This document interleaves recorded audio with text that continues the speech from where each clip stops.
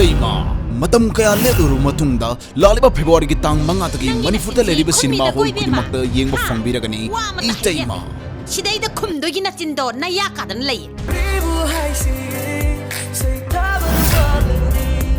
Mona, I love you. Masak ni kaina alumala dana.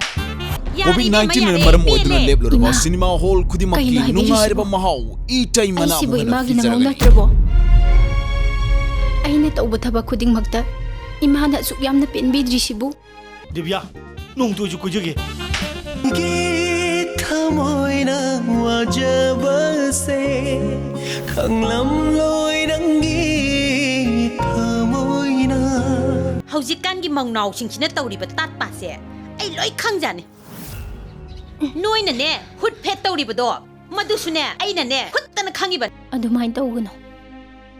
Nang na ibu pokminaba na si magni khalagadi. Iche ngasigidi lehurage.